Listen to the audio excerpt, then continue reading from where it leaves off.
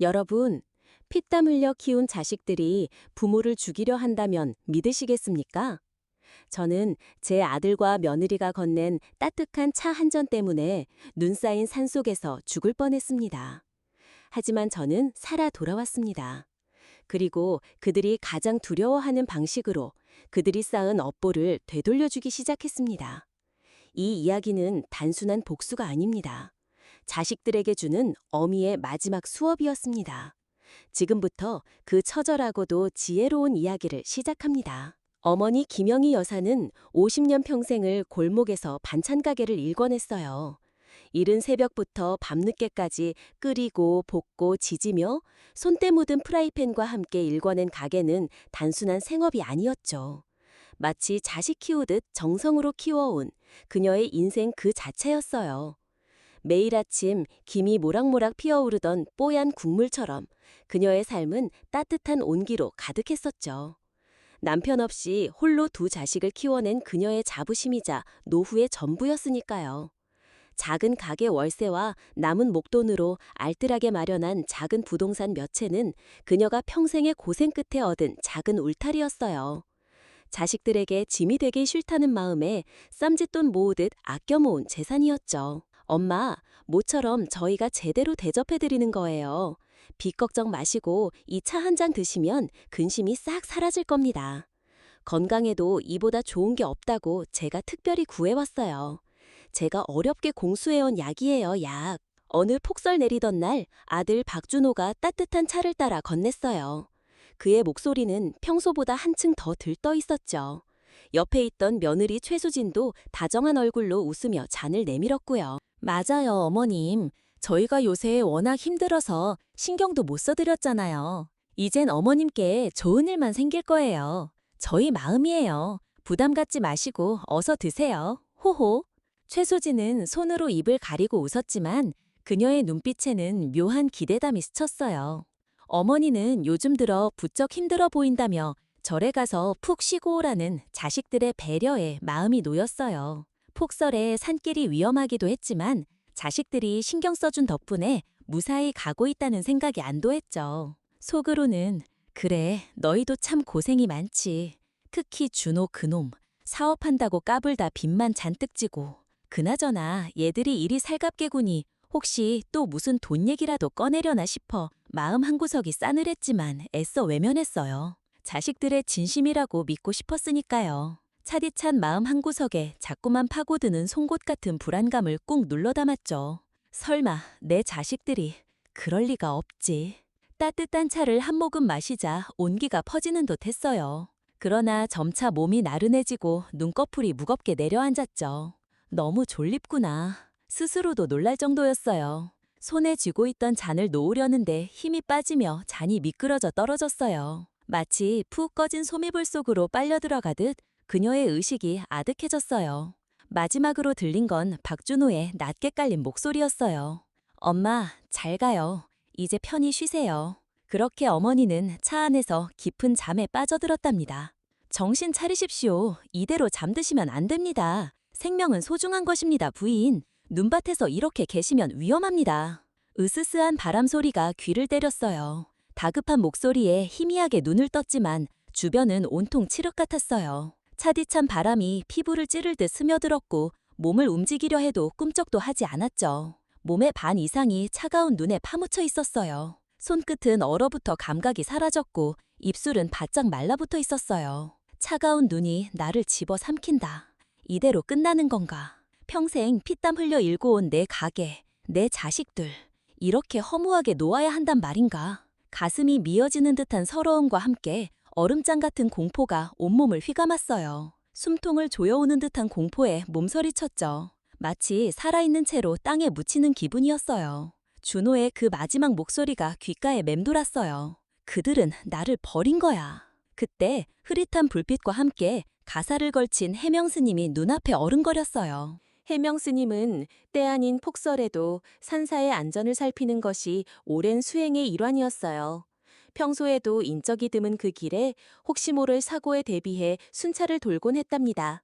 바로 그 순간, 인연처럼 어머니가 쓰러진 샛길에서 미약한 기척을 느꼈던 거죠.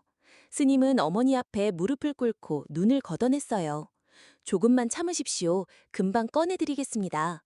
얼음장 같은 한기가 뼛속까지 파고들었지만 스님의 차분하고 단호한 목소리는 어머니를 이끌었죠. 스님은 어머니를 부축하고 천천히 걸음을 옮겼어요. 한 걸음 내딛는 것조차 힘들었지만 멀리서 희미한 절의 불빛이 보이자 따뜻한 기운이 느껴지는 듯했답니다. 살 수 있을까? 이 추위 속에서 내 몸이 아니야. 마른 나뭇가지처럼 부러질 것 같아. 그래도 살아야 해. 저 스님은 누구신가? 살려만 주세요. 어머니는 절망 속에서도 희미한 희망을 붙잡으려 애썼어요. 그녀의 몸은 얼어붙었지만 마음속에는 삶에 대한 강한 의지가 타올랐죠. 그 의지가 그녀를 버티게 했어요. 마치 꺼져가는 등불에 마지막 기름을 붓는 심정이었어요. 절에 도착해 따뜻한 방에 앉았지만 몸 깊숙이 스며든 냉기는 쉽게 가시지 않았어요. 하지만 몸보다 더 얼어붙은 것은 마음이었죠. 차가운 냉기가 뼛속까지 파고들듯 자식들의 배신감이 가슴을 아리게 했어요. 얼음 칼날이 심장을 꿰뚫는 듯한 고통이었죠. 차라리 죽는 게 나을까 하는 생각마저 들었어요. 스님, 제 자식들이 저를 죽이려 했습니다. 평생을 바친 내 반찬가게, 내 작은 건물들, 그걸 탐내서 피를 나눈 자식들이. 스님, 제가 뭘 그렇게 잘못했습니까? 제가 그 아이들에게 뭘 부족하게 해뒀단 말입니까? 어머니는 말을 잇지 못하고 흐느꼈어요. 배신감과 절망, 그리고 이해할 수 없는 고통이 뒤섞여 목을 메어왔죠. 마치 목에 가시가 걸린 듯 답답했어요. 복받쳐 오르는 설움에 온몸이 딸려왔죠. 그녀의 울음 속에는 평생을 바친 어미의 한이 서려 있었어요. 흐르는 눈물이 얼음처럼 차가웠어요. 더는 버틸 힘이 없다는 듯 주저앉았어요. 몇 달 전부터 아들 박준호는 사업 실패로 인한 막대한 빚 때문에 시달리고 있다며 돈을 요구했고, 며느리 최수진은 남편의 빚 때문에 친정까지 경제적으로 어려워졌다며 끊임없이 돈을 달라고 했었죠. 처음엔 도와주려 했지만 끝없이 손을 벌리는 자식들에게 결국 그만하라고 했어요. 그 후 몇 달간 연락도 끊겼던 그들이 갑자기 절에 가자고 연락했을 때 어머니는 이제야 정신 차렸다고 믿었죠. 하지만 그들이 건넨 차에는 수면제가 들어있었고 박준호가 약을 쉽게 구할 수 있었을 거라는 생각에 가슴이 시려왔어요. 어떻게 내게 이럴 수 있지? 내가 뭘 그렇게 잘못했기에 내 가슴을 찢어놓는구나. 내 자식들이. 차라리 죽지 못한 게 한입니다. 이 고통을 어찌 다 말할 수 있을까? 제 심장이 산산조각 나는 듯 했어요. 해명스님은 조용히 어머니를 바라보았어요. 분노는 뜨거운 숯불과 같습니다. 잠시 몸을 녹일 수 있으나 쥐고 있으면 손을 태우고 던지지 않으면 온몸을 사르는 법. 그대가 진정 원하는 것이 무엇입니까? 단순한 응징입니까? 아니면 그들의 탐욕이 만든 굴레에서 벗어나게 하는 것입니까? 어머니는 떨리는 손으로 차를 마셨어요. 여전히 가심 속엔 차가운 분노가 자리 잡고 있었죠. 어머니는 힘겹게 그 애들에게 제가 겪은 이 고통을 똑같이 느끼게 하고 싶습니다. 가진 것 없는 빈털터리가 되는 고통을 뼈저리게 후회하게 하고 싶어요. 더 이상 돈 때문에 사람의 도리를 저버리지 못하게 그들의 영혼을 좀먹는 그 탐욕을 뿌리 뽑고 싶습니다. 그게 제가 해줄 수 있는 마지막 가르침입니다. 어미로서의 마지막 역할이죠. 라 답했어요. 그녀의 목소리에는 복수심과 함께 자식들에게 마지막 가르침을 주려는 듯한 비장함이 스쳤어요. 흔들림 없는 결의가 느껴졌죠. 인생 50년 넘게 세파를 겪으며 단단해진 그녀의 마음이 굳건히 일어섰어요. 그녀의 눈빛은 불꽃처럼 타올랐어요. 과거의 김영희가 아닌 전혀 다른 사람이 된 듯했죠.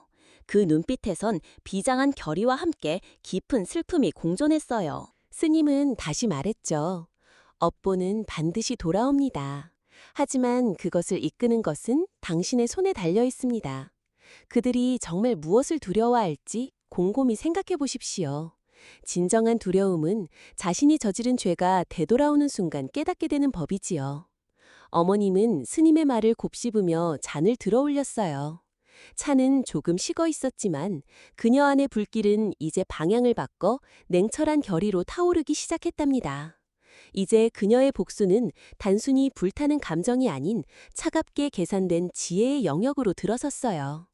그녀의 눈빛은 복수심으로 가득했지만 그 안에는 깊은 고뇌와 슬픔이 함께 서려 있었죠. 그래, 이것이 내가 내 자식들에게 줄 수 있는 마지막 어미의 사랑이리라. 그녀의 입가에 옅은 미소가 스쳤어요.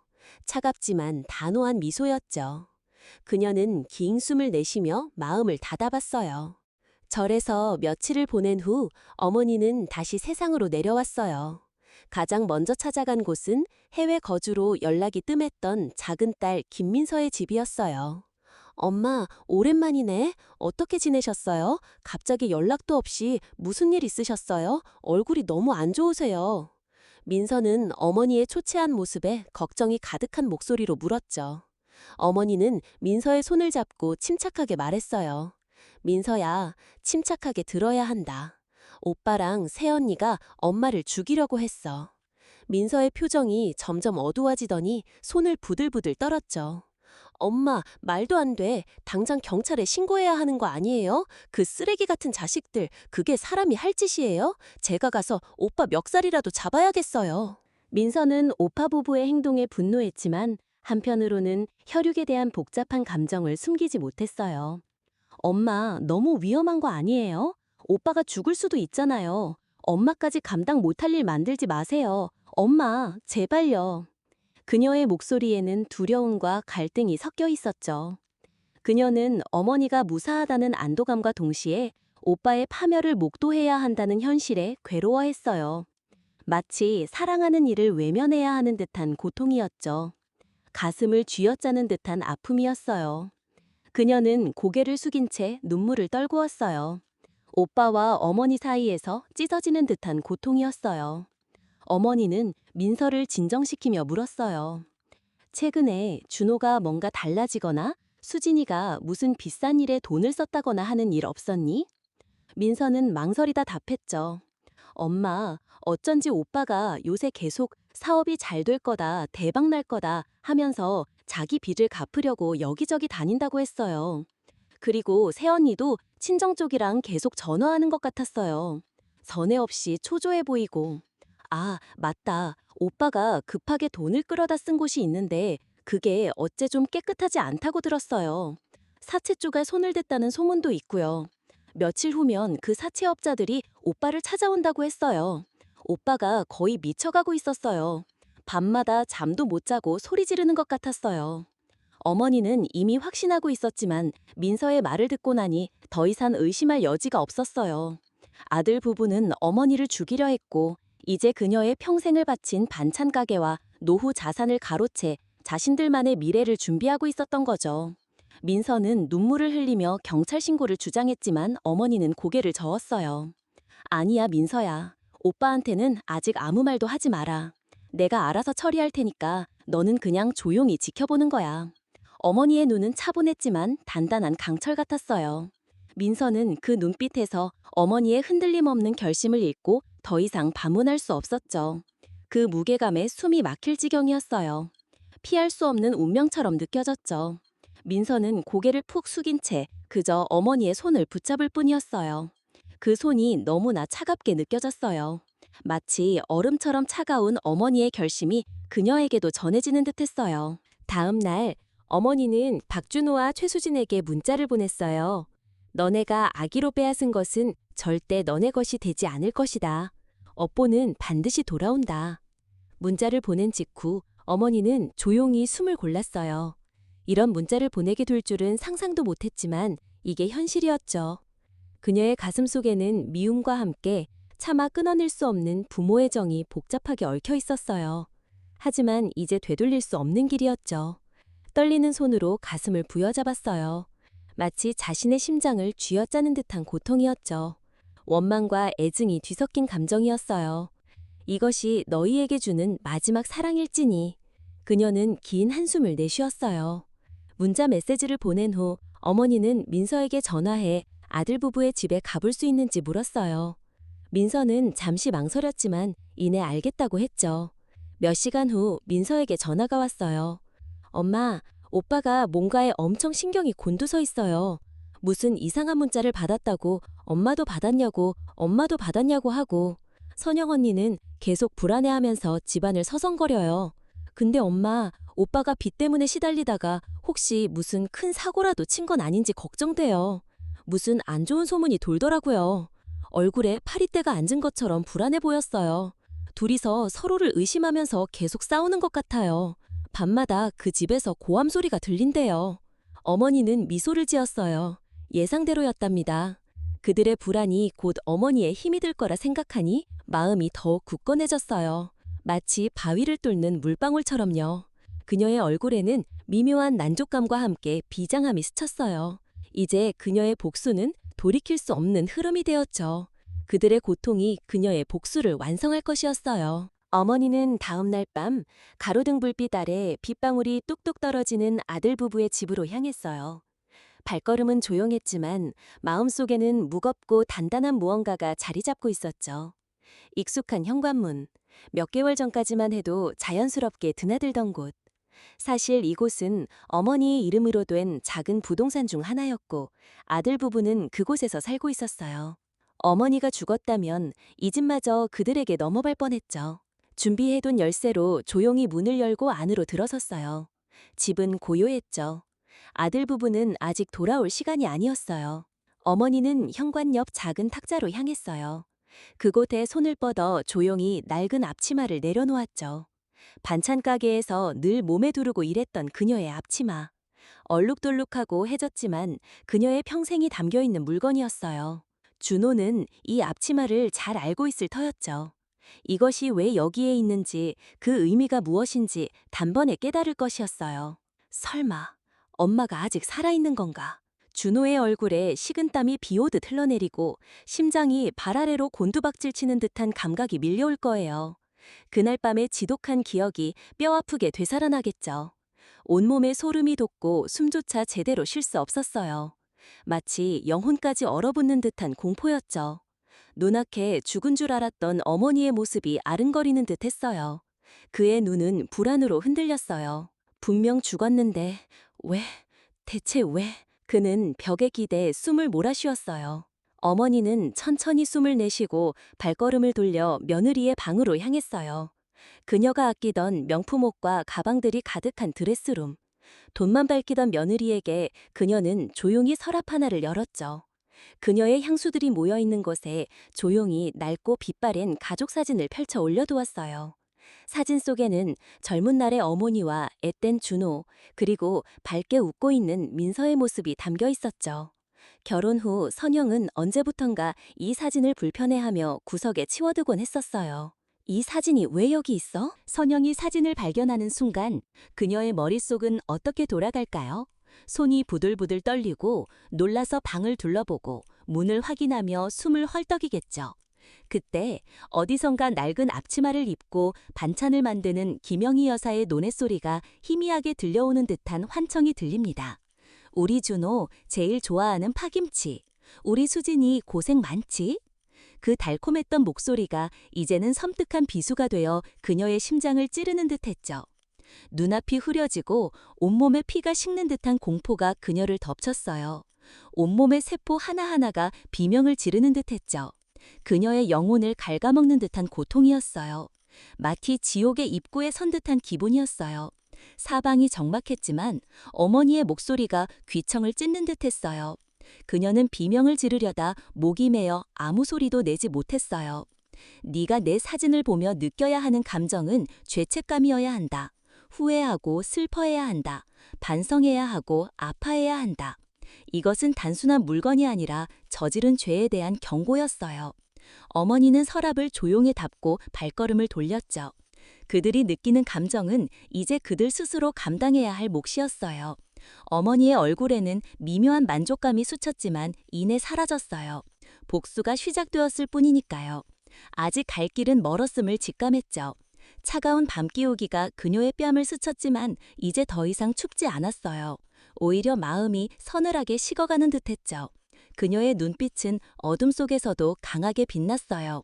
마치 밤하늘의 별처럼 차갑게 타올랐어요. 며칠 뒤 어머니의 휴대전화 화면에는 익숙한 이름이 떠 있었어요. 박준호. 그 다음은 최수진.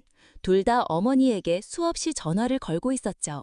그들은 어머니가 쓰러진 후 폭설과 추위로 인한 저체온증으로 사망했다고 확신했었어요. 박준호는 의사로서 최소한의 확인을 했지만 워낙 다급했고 빨리 자리를 피하고 싶다는 욕망이 눈을 가렸던 거죠. 완벽하게 시체를 유기했다고 믿었기에 이 전화는 그들에게 공포 그 자체였답니다. 죽은 자의 전화처럼 말이죠. 그들의 심장은 불안과 죄책감으로 쿵쾅거렸어요. 악몽에 시달리듯 밤새 잠 못 이루었죠. 그들은 서로의 얼굴을 마주보며 공포에 질려 있었어요. 불안한 눈빛으로 서로를 탓했죠. 서로를 원망하는 침묵만이 흐를 뿐이었어요. 분명 그들은 현관 옆에 놓인 낡은 앞치마, 옷장 서랍 속에 놓인 가족사진을 보고 경악했을 거예요. 처음엔 착각이라 여겼겠지만 차가운 불안이 엄습했을 거예요. 설마 엄마가? 그들은 믿고 싶지 않았겠지만 흔적은 분명히 그들 앞에 있었죠. 그리고 지금 그 흔적의 주인에게 전화를 걸고 있었어요. 전화벨 소리가 집안에 은은하게 울려 퍼졌지만 어머니는 손끝 하나 까딱하지 않고 그대로 두었어요. 한 번, 두 번, 세 번. 벨소리가 반복될수록 그들의 불안과 두려움은 점점 커졌죠. 어머니는 받지 않았어요. 그들이 더 괴로워해야 했어요. 더 무서워해야 했죠. 그렇게 해야만 진정으로 자신들의 죄를 돌아보게 될 것이었으니까요. 전화를 받는 순간 그들은 안도할 것이었어요. 엄마, 살아있었구나. 어디 있으셨어요? 괜찮으세요? 그렇게 말하며 자신의 죄를 덮으려 할 터였죠. 하지만 지금 그들에게 필요한 것은 안도가 아니라 공포였어요. 어머니의 눈은 차갑게 빛났어요. 아직 멀었어. 더 바닥까지 떨어져야 해. 그녀의 심장은 복수심으로 가득 찼지만 겉으로는 얼음처럼 차가웠어요. 마치 오랜 세월 얼어붙었던 샘물이 터져나오는 듯한 냉정한 결이었죠. 그들의 고통이 그녀의 복수를 완성할 것이었어요. 그녀는 흔들림 없이 다음 단계를 준비했죠. 굳게 담은 입술에 결의가 서려 있었어요. 어머니는 그날 이후로 계속 호텔에서 지냈어요. 아들 부부가 그녀의 반찬 가게나 부동산을 찾아올 게 뻔했으니까요. 그렇게 며칠이 지났죠. 어머니는 조용히 민서에게 전화했어요. 민서야, 아마 지금 준호랑 수진이가 제정신이 아닐 거다. 한번 가서 그 둘을 보고 와줄래? 그리고 나에게 상황을 전해줘. 저녁이 되어서야 민서에게서 전화가 걸려왔어요. 저녁이 되어서야 민서에게서 전화가 걸려왔어요. 엄마, 오빠랑 언니 얼굴이 엉망이야, 엉망. 둘 다 제대로 씻지도 않은 것 같고 눈밑이 거무튀튀하게 내려앉았어. 언니는 집안에서도 계속 주변을 두리번거리고 오빠는 신경이 예민해져서 짜증만 내. 밥도 제대로 못 먹은 것 같더라. 거실 테이블에 배달 음식이 몇 개 놓여 있긴 했는데 반 이상이 손도 안 대고 그대로 있어. 민서의 목소리에는 놀람과 동시에 약간의 두려움이 서려 있었죠. 아들과 며느리는 예상대로 점점 무너지고 있었어요. 어머니는 그들의 불안과 공포를 하나씩 쌓아 올리고 있었고 그들은 그녀의 손으로 만든 어둠 속에서 허우적대고 있었죠. 엄마, 무슨 일을 하고 있는 거야? 오빠랑 언니가 엄마가 살아있다고 생각하는 것 같아. 엄마 정말 괜찮은 거지? 민서는 아무것도 모르고 있었어요. 어머니는 그녀를 불안하게 만들고 싶지 않았죠. 엄마 괜찮아, 민서야. 조금만 기다려줘. 모든 걸 끝낼 때까지. 민서는 더 묻지 않았어요. 그녀도 직감적으로 알았을 거예요. 어머니가 무언가를 준비하고 있다는 것을요. 그녀의 목소리에는 이제 체념과 함께 어머니에 대한 깊은 걱정이 묻어났어요. 마치 폭풍전야의 고요함처럼요. 민서의 불언은 어머니의 마음을 아프게 했지만 그녀의 계획을 멈출 수는 없었어요. 어머니의 결심은 그 무엇으로도 꺾을 수 없었죠. 두 모녀 사이에는 말로 다 할 수 없는 복잡한 감정이 오갔답니다. 사랑과 연민, 그리고 단호함이 뒤섞인 침묵이었어요. 엄마, 부디 무사해야 해. 민서는 속으로 되뇌었어요. 며칠 뒤 어머니는 변호사 이서준에게 전화했어요. 이 변호사는 어머니의 반찬 가게 사업 확장부터 부동산 매매까지 오랫동안 함께 해온 믿음직한 인물이었죠. 변호사님, 제 반찬 가게, 제 부동산들을 찾아야겠습니다. 변호사는 조용히 고개를 끄덕이며 준비해둔 서류들을 꺼내 보였어요. 준호가 자기 사업 자금이라며 명의를 바꿔두었던 가게와 건물들. 하지만 그 모든 것은 원래부터 어머니의 돈으로 일군 것이었어요. 서류 작업은 순조로웠죠. 법적으로 모든 권한이 어머니에게 있는 만큼 절차만 따르면 되는 일이었으니까요. 그날 저녁, 박준호와 최수진은 그들이 빚을 갚아야 할 최후의 데드라인이 코앞으로 다가왔음을 직감했어요. 사채업자들의 마지막 경고는 이미 집에 다녀간 부서진 흔적으로 분명했죠. 그들은 서로를 탓하며 싸우기 시작했어요. 다 너 때문이야. 네 욕심 때문에. 아니, 당신이 무능해서 그래. 그들의 관계는 이미 파탄 직전이었답니다. 서로에게 날카로운 비수를 꼽는 듯했어요. 그들의 비명과 욕설이 밤늦도록 이어졌죠. 사랑 따위는 진작에 사라진 오직 증오만이 남은 관계였어요. 집안은 전쟁터 같았어요. 공포와 분노가 뒤섞인 아우성이었죠. 박준호에게서 전화가 왔어요. 수차례 울리던 벨소리를 어머니는 잠시 바라보았죠. 그리고 아주 천천히 전화를 받았어요. 엄마, 제발 이건 아니잖아. 엄마가 가게 없애면 나 끝이에요. 살려주세요. 나 진짜 죽어요. 저 이렇게는 못 살아요. 대체 왜 이러는 거예요? 어머니, 제발, 제발요. 마지막으로 한 번만. 그의 목소리는 이미 절박하게 떨리고 있었어요. 그의 절규 속에는 삶의 벼랑 끝이 선자의 처절함이 고스란히 담겨 있었죠. 마치 지옥의 아귀처럼 매달렸어요. 눈물과 콧물로 범벅된 목소리였죠. 더 이상 도리가 없는 외침이었어요. 그는 숨조차 제대로 쉬지 못했어요. 그의 목소리에서는 모든 자존심이 무너진 비참함이 느껴졌어요. 짐승의 울부짖음 같았어요. 어머니는 조용히 들을 뿐이었죠. 준호야, 넌 내 돈으로 가게를 꾸렸고 내 돈으로 빚을 갚으려 했지. 그러니 다시 내 것으로 돌려놓는 게 당연하지 않겠니? 그는 말없이 흐느끼기만 했어요. 어머니는 멈추지 않았죠. 이 변호사를 통해 준호의 사채 이용 등 불법적인 사업 운영 흔적들, 조작된 회계 서류들, 그리고 어머니를 죽이려 수면제를 불법으로 과다 처방한 사실까지 하나하나 조사해 두었거든요. 준호야, 이제부터는 네가 해왔던 일들이 너를 올가매기 시작할 거야. 법의 심판은 물론 세상의 모든 눈이 너를 주시할 거다. 네가 뿌린 씨앗을 네가 거둘 차례야. 이것이 너에게 주는 나의 마지막 선물이다. 어머니의 목소리는 칼날 같았어요. 한 음절음절이 준호의 심장을 겨누는 듯했죠. 단호하고 냉정하게 후회할 틈도 주지 않았어요. 과거의 모든 정이 끊어지는 소리가 들리는 듯했어요. 준호의 영혼마저 꿰뚫는 듯한 서늘함이었죠. 그는 더 이상 아무 말도 할 수 없었어요. 전화기 너머로 그의 흐느낌만이 길게 이어졌어요. 준호가 흔들리자 최수진도 무너질 수밖에 없었어요. 그녀는 그동안 어머니에게 받은 돈으로 명품을 사고 사교 모임을 다니며 사람들을 사들이듯 인맥을 만들고 살았죠. 하지만 돈이 사라지는 순간 그녀의 모든 것이 함께 사라졌어요. 그녀가 사용하던 카드들은 모두 정지되었고 매달 어머니 계좌에서 빠져나가던 생활비도 끊겼습니다. 그녀는 여태껏 당연하게 여기던 것들이 사실은 당연한 것이 아니었다는 걸 이제야 깨달았을 거예요. 특히 이 변호사가 준호의 사업 실패 원인을 조사하는 과정에서 사실은 최수진의 과도한 사치와 명품 구매를 위한 무리한 투자가 준호의 사업 자금을 잠식했고 이것이 결국 모든 빚의 시발점이자 주요 원인 중 하나였다는 충격적인 진실이 밝혀졌어요.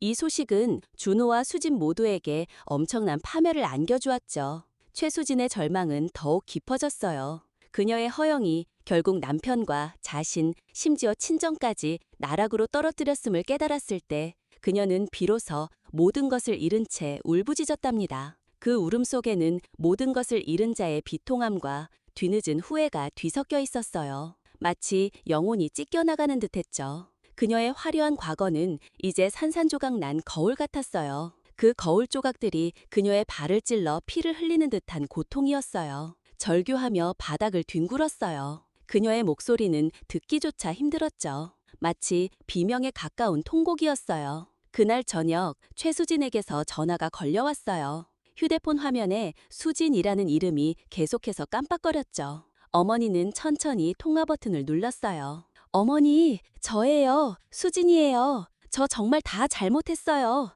제발 살려주세요. 저 이렇게 살 수 없어요. 어머니 없이는 아무것도 할 수 없어요. 제발 저를 버리지 마세요. 그녀의 목소리는 떨리고 있었어요. 울고 있었는지 숨소리가 흐트러져 있었고 말을 잇기도 어려워 보였죠. 그녀의 목소리에는 이제 자존심 따위는 남아있지 않았어요. 오직 구걸하는 듯한 절박함만이 가득했죠. 영혼까지 바닥에 내팽개쳐진 듯한 목소리였어요. 자존심 강하던 그녀의 처참한 모습이었어요. 마치 벌레처럼 기는 듯한 목소리였죠. 내가 내 돈으로 살았다는 걸 이제야 알겠니? 그런데도 날 죽이려 들었니? 어머니는 담담하게 말했어요. 그녀의 목소리에는 어떤 연민도 없었어요. 오직 차가운 진실만이 담겨 있었죠. 마치 얼어붙은 강물처럼 차가웠어요. 더 이상 속지 않겠다는 단호함이었어요. 어머니는 이미 그들을 가슴에서 지웠다는 듯 했어요. 일말의 기대도 없다는 듯이요. 그녀의 말은 쐐기처럼 박혔어요.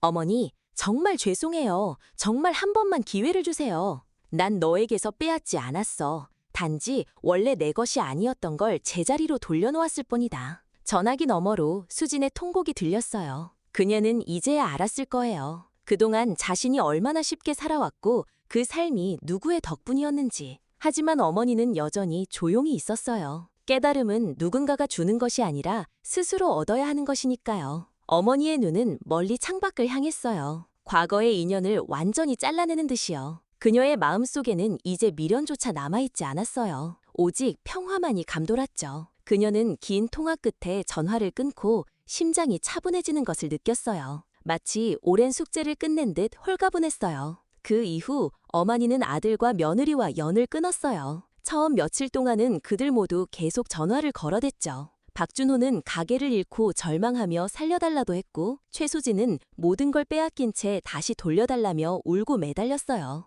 하지만 어머니는 어느 순간부터 전화를 받지 않았죠. 이제 와서 무슨 말을 한들 그녀가 들을 이유가 없었으니까요. 그들은 그녀를 죽이려 했어요. 단순한 다툼이나 오해가 아니라 그녀의 목숨을 완전히 끊으려 했던 사람들이었죠. 시간이 지나자 그들의 전화는 점점 뜸해졌어요. 그리고 결국 완전히 연락이 끊겼죠. 아마도 자신들이 처한 현실을 받아들이기 시작한 것이겠죠. 어머니가 더 이상 그들에게 돈을 주지 않는다는 걸, 이제는 아무리 매달려도 돌아갈 수 없다는 걸 깨달았을 거예요. 사실 마음 같아서는 아들과 며느리 모두 경찰에 신고해 감옥에 집어넣고 싶었어요. 그들이 저지른 죄는 분명했고 증거도 충분했죠. 하지만 생각해 보았어요. 그렇게 한다고 해서 그들이 정말 반성할까요? 그들이 정말 자신들의 잘못을 깨우칠까요? 어머니는 오히려 지금까지 그녀의 돈으로 편하게 살아왔던 그들이 이제 그녀의 도움 없이 살아간다면 그게 더 큰 벌이 될 거라고 생각했어요. 그동안은 너무나도 당연하게 모든 걸 가질 수 있었던 사람들. 이제는 그 모든 걸 스스로 감당해야 하는 사람이 되었겠죠. 많이 힘들 테고, 많이 후회할 것이고, 많이 부딪히며 살아가야 할 거예요. 하지만 어머니는 그것으로 충분하다고 생각했어요. 그게 그들이 쌓은 업보였으니까요. 그녀의 가슴에는 여전히 아픔이 있었지만 더 이상 쓰라리지 않았어요. 단호한 슬픔 같은 감정이었죠. 마치 깊은 겨울을 지난 후의 고요함처럼요. 그녀의 얼굴에는 이제 잔잔한 평화가 깃들었답니다. 마치 긴 폭풍이 지난 후에 잔잔한 바다 같았어요. 그녀의 눈빛은 과거를 딛고 일어선 강인함을 보여주었죠. 그녀는 홀로선 나무처럼 단단해졌어요. 세상의 어떤 풍파에도 흔들리지 않을 듯이요. 시간이 꽤 흘렀어요. 계절이 2번 바뀌고 다시 겨울이 찾아왔을 즈음 어머니는 오랜만에 그 절을 다시 찾았어요. 그곳을 향해 발걸음을 옮기며 복잡한 감정을 느꼈죠. 다시는 돌아오고 싶지 않은 곳이었지만 자신에게 새로운 깨달음을 준 해명스님을 만나 감사 인사를 전하고 싶었답니다. 절 마당으로 들어서던 순간 어머니는 예상치 못한 광경을 마주했어요. 박준호와 최수진, 2사람은 그곳에 있었어요. 예전처럼 단정한 옷차림도 기세등등한 표정도 없었죠. 그들의 얼굴은 초췌했고 깊은 어둠이 내려앉아 있었어요. 눈빛에는 과거의 오만함 대신 깊은 피로와 체념이 깃들어 있었죠. 마치 오랜 고통을 겪어낸 사람들의 모습이었어요. 한때는 번쩍이던 옷차림 대신 낡고 빛다른 절옷을 입고 있었어요. 뼈만 앙상하게 남은 손등에는 푸른 핏줄이 도드라져 보였죠. 그들의 얼굴에는 삶의 고단함이 그대로 새겨져 있었어요. 세상의 풍파를 온몸으로 맞은 듯했죠. 그들의 손에는 염주 대신 절에서 쓰이는 빗자루와 호미가 들려 있었어요. 그들은 말없이 허리를 숙여 마당을 쓸고 있었죠. 준호는 어머니를 발견하자 움찔하며 시선을 피했고 수진도 무언가 말하려다 결국 입을 다물었죠. 어머니는 아무 말도 하지 않았어요. 그저 그들을 흘끗 바라본 후 아무렇지도 않게 지나쳐 절 안으로 들어갔어요. 그녀가 무슨 말을 한들 그것이 무슨 의미가 있겠어요. 그녀의 마음속에는 이제 미움보다 더 큰 씁쓸함이 자리하고 있었어요. 아련한 옛 기억처럼요. 마치 한 번도 만나지 못한 사람들처럼 스쳐 지나갔어요. 그러나 그 씁쓸함 속에는 미묘한 안도감도 스며들었죠. 그녀의 마음속 돌덩이가 조금씩 녹아내리는 듯했어요. 모든 것이 제자리를 찾아가는 듯한 감각이었죠. 법당 안에서 해명 스님을 다시 마주하니 그날 밤 자신을 구해주던 순간이 떠올랐어요. 눈 속에서 그녀를 꺼내며 조용히 중얼거리던 그 말들이. 어머니는 조용히 인사드렸어요. 오랜만입니다, 스님. 스님은 여전히 온화한 미소로 그녀를 맞이했어요. 다시 오셨군요. 어머니는 차분한 목소리로 말했어요. 그날 저를 구해주신 것, 그리고 저에게 가르침을 주신 것에 깊이 감사드리고 싶어서 왔습니다. 스님은 잠시 어머니를 바라보시더니 고개를 끄덕였어요. 그리고 차분하게 입을 열었죠. 그들이 스스로 절에서 머물며 일손을 돕고 있습니다. 밤마다 참회하며 울부짖고 낮에는 굳은 살 박힌 손으로 마당을 쓸고 밭을 갈며 스스로를 채찍질하고 있습니다. 그 고행 속에서 조금씩 빛을 찾아가는 듯 보입니다. 탐욕의 껍질이 벗겨지고 비로소 사람의 모습을 찾아가는 듯합니다. 그들은 더 이상 돈에 쫓기지 않고 마음의 평화를 찾아가는 중입니다. 이제 그들의 눈에는 욕망 대신 깨끗한 물이 담겨 있습니다. 참으로 오랜 시간이 걸렸습니다. 그 순간 어머니의 손이 잠시 떨렸어요. 그러나 아무 대답도 하지 않았답니다. 그들의 변화를 직접 목격했지만 아직은 복잡한 감정이 앞섰어요. 쉽게 믿어지지 않는 현실이었죠. 마음속 깊은 곳에서 알 수 없는 감정들이 휘몰아쳤어요. 이것이 정녕 내가 바랐던 것인가 하는 부름이 스쳤죠. 하지만 그들의 눈빛에서 진심이 느껴졌어요. 해명 스님의 말씀처럼 업보의 대가를 치르는 중인 것이었죠. 며칠이 지나 절 마당을 지나가던 어머니는 또다시 그들을 보게 되었어요. 박준호는 허리를 숙이고 마당을 쓸고 있었고 최수기는 텃밭에서 직접 채소를 따고 있었죠. 예전 같았으면 손에 먼지 하나 묻히는 것조차 싫어하던 아이들이었어요. 특히 수지는 명품을 걸치고 우아하게 사교 모임을 다니던 사람이었죠. 그런 그녀가 흙 묻은 손으로 조심스럽게 채소를 따고 있는 모습을 보니 기분이 묘했답니다. 그녀의 모습에서 한때의 허영심은 찾아볼 수 없었어요. 오직 고단함과 성실함만이 느껴질 뿐이었죠. 마치 다른 사람이 든 듯했답니다. 땀방울이 송골송골 맺힌 이마와 흙먼지 묻은 손에서 과거의 흔적은 희미해졌어요. 그들의 손에서 어머니의 피땀 어린 가게 냄새가 나는 듯했어요. 왠지 모르게 코끝이 찡해졌어요. 그녀의 가슴에도 작은 울림이 시작되었죠. 어미로서의 연민이 다시 고개를 들었어요. 어머니는 조용히 해명 스님께 물었어요. 왜 저러고 있습니까? 스님은 미소를 머금고 조용히 대답하셨어요. 그들이 원해서 하는 일입니다. 그리고 잠시 침묵이 흐른 뒤 스님은 조용하지만 단호한 목소리로 덧붙였죠. 아마 자신들이 한 죄를 뉘우치기 위해서가 아닐까요? 어머니는 대꾸하지 않았어요. 그저 그 모습을 조용히 지켜볼 뿐이었죠. 그녀의 눈빛에는 과거의 분노 대신 조용히 그들의 변화를 응시하는 복합적인 감정이 담겨 있었어요. 이제 그들에게 연민의 그림자가 드리오는 듯했죠. 마음이 조금씩 녹아내리는 듯했어요. 딱딱하게 굳었던 그녀의 마음에도 작은 온기가 스몄죠. 그래, 어미의 정은 끊어낼 수 없는 것이었구나. 그녀의 입가에 옅은 미소가 번졌어요. 그 미소에는 용서와 함께 슬픔과 희망이 뒤섞여 있었죠. 며칠 뒤 절마당의 공기가 유난히 차갑게 느껴졌어요. 어머니는 방 안에서 명상을 하며 조용히 앉아 있었죠. 그런데 문 밖에서 인기척이 들렸어요. 어머니? 낮고 떨리는 목소리였어요. 문을 열고 밖을 내다보니 최수진이 절 문 앞에 조용히 무릎을 꿇고 있었어요. 그녀의 얼굴은 초췌했고 눈은 붉게 충혈되어 있었죠. 온 몸으로 후회와 죄책감을 드러내는 모습이었어요. 과거의 화려함은 온데간데 없었죠.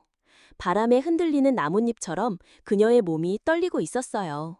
마치 벌거벗겨진 영혼처럼 처참했죠. 그녀의 눈은 이미 세상의 모든 것을 포기한 듯했죠. 그녀의 어깨가 너무나 작아 보였어요. 간절한 숨소리가 들리듯 했어요. 어머니, 저는 평생을 잘못 살았습니다. 수진이 울먹이며 입을 열었어요. 돈이 전부인 줄 알았어요. 돈이 없으면 아무것도 할 수 없는 줄 알았어요. 하지만 제가 돈 때문에 어떤 짓을 했는지 이제야 알았습니다. 어머니의 피땀을 밟고 호의호식하려 했던 제가 너무나 끔찍합니다. 제가 저지른 죄를 죽을 때까지 잊지 않을 겁니다. 그 어떤 벌도 달게 받겠습니다. 그녀의 눈물이 차가운 바닥을 적셨어요. 어머니는 아무 말도 하지 않았어요. 가슴 한켠이 아려왔지만 아직 그녀 안에는 수진을 완전히 용서할 마음이 없었죠. 하지만 그녀의 참회에 귀 기울일 준비는 되었어요. 해명 스님의 말씀처럼 깨달음의 불씨가 그녀 안에서 타오르는 것을 느꼈어요. 그 눈물 한 방울 한 방울이 그녀의 죄를 씻어내는 듯했어요. 어머니의 눈가도 촉촉해졌어요. 차가웠던 마음이 조금씩 온기를 되찾는 순간이었죠. 연민이 파도처럼 밀려왔어요. 그녀의 모습이 너무도 초라해서 그저 바라보기만 했답니다. 그때 뒤쪽에서 조용한 목소리가 들려왔어요. 어머니, 박준호였죠. 그 아이도 수진의 곁에 무릎을 꿇었어요. 멀리서 희미한 달빛이 그의 얼굴을 비추고 있었는데 오랜만에 본 그의 모습은 어머니보다 더 늙어 보이듯이 초췌했죠. 그의 목소리에는 간절한 후회와 함께 어머니에 대한 진심 어린 감사함이 담겨 있었어요. 마치 영혼까지 깎아내는 고통을 겪은 듯했죠. 그의 눈에서도 뜨거운 눈물이 흘러내렸어요. 아들로서의 마지막 도리를 다하려는 듯 보였죠. 그의 손은 굳은 살로 가득했지만 그 굳은 살은 이제 노동의 흔적이 아닌 속죄의 흔적처럼 보였어요. 그는 어머니의 발치에 몸을 숙이며 흐느꼈어요. 그의 흐느낌 속에는 모든 것을 잃고서야 찾은 겸손함이 담겨 있었어요. 제가 저지른 죄는 용서받을 수 없다는 것을 압니다. 그런데도 어머니께서 저를 살려주셨잖아요. 감사합니다. 어머니의 침묵이 제게 가장 큰 벌이었습니다. 저희는 이제야 사람 구실을 하는 법을 배우는 중입니다. 저희의 삶이 이제야 시작되는 것 같습니다. 가진 것에 연연하지 않는 삶이 어떤 것인지 알게 되었습니다. 절에서의 고통이 저를 살렸습니다. 가장 소중한 것이 무엇인지 비로소 깨달았습니다. 어머니의 땀방울, 그리고 저희를 향한 사랑, 그것만이 진정 값진 것이었습니다. 이제야 사람답게 살고 싶습니다. 그 말을 들은 어머니는 천천히 눈을 감았다 떴어요. 그들의 눈빛에서 진정한 변화와 깨달음을 보았어요. 더 이상 예전의 탐욕스러운 모습은 찾아볼 수 없었죠. 그녀의 가슴을 짓누르던 무언가가 비로소 천천히 사라지는 느낌이었어요. 완벽한 용서는 아니었지만 긴 싸움이 끝났다는 해방감이 찾아왔죠. 마치 오랜 가뭄 끝에 내린 단비처럼 그녀의 마음에 평화가 찾아왔어요. 핏줄에 대한 애증이 비로소 제자리를 찾은 듯했죠. 굳었던 얼굴에 비로소 따뜻한 미소가 번져나왔어요. 그녀의 인생에 새로운 봄이 찾아온 듯했죠. 복수의 끝에서 그녀는 비로소 자유로워졌어요. 마음속의 짐을 내려놓고 새로운 시작을 맞이하는 듯했죠. 그녀의 눈가에 따뜻한 눈물이 흘러내렸어요. 그리고 마지막으로 아주 작게 숨을 내쉬었어요. 그 숨결 속에는 오랜 한과 고통, 그리고 비로소 찾아온 평화가 담겨 있었답니다. 그녀의 이야기는 그들의 업보가 가져다준 마지막 가르침이었어요. 당신의 생각은 어떠신가요? 사랑하는 청취자 여러분, 오늘의 이야기는 어떠셨나요? 누군가는 박준호와 최수진을 감옥에 보내야 한다고 생각하실 겁니다. 또 누군가는 김영희 여사의 선택에 공감하실 수도 있겠지요. 김영희 여사는 왜 물리적인 복수 대신 자식들이 스스로의 업보를 깨닫도록 지켜보았을까요? 여러분의 의견이 궁금합니다. 댓글로 여러분의 생각을 남겨주세요. 오늘의 이야기는 여기까지입니다. 구독을 눌러주시면 매일 올라오는 영상들을 더 빠르게 보실 수 있습니다. 영상이 재미있으셨다면 좋아요도 부탁드립니다. 내일 또 뵙겠습니다. 감사합니다.